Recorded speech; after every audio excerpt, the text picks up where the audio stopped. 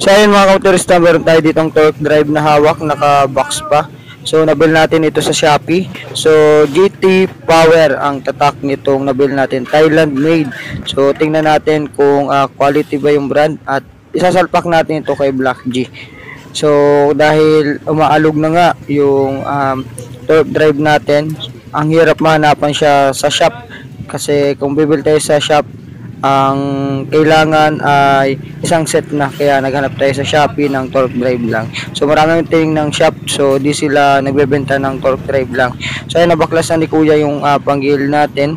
So natanggal na yung mga tornilyo. So ayan, dito yung shop and yung bossing dito si JP. So sa kanya tong shop na to, JP Motorworks. So ayan, dito located dyan sa Mamatid, Cabuyao, Laguna. So nabaklas na nga ni kuya yung panggilid natin. So ayan na, sinisipat na ni kuya syempre yung mga tatanggalin niya dito sa panggilid natin.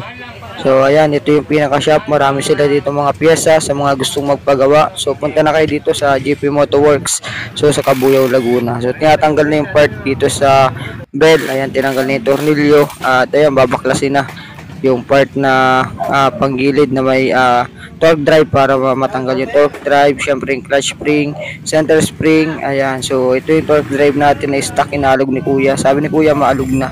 So ayan nga, inawakan ko at ayan, tama yung sabi ni kuya, so maalog na nga kasi nung una niya binaklas to, sabi niya paltang ko na. So kaya naghanap tayo sa Shopee ng kasukat ni Black G, ayan. So kawak natin, so maalog na, kaya meron na siyang epekto sa arangkada kapag binibirit natin si Black G.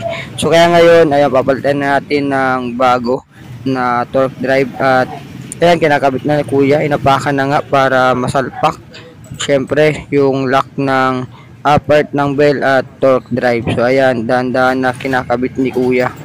So dito lang kayo, dito lang lagi yung nagpapagawa dahil solido silang gumawa pagdating sa mga motor. So ayan, nahihirapan si kuya dahil malakas ang pwersa syempre ng center spring natin. So bagong palit din yan para swabe ang arangkada lagi. Syempre may ligtas sa bakbakan kapag solo tayo. So mapapansin ninyo, ayan, inaalog ko yung torque drive. So maalog talaga siya.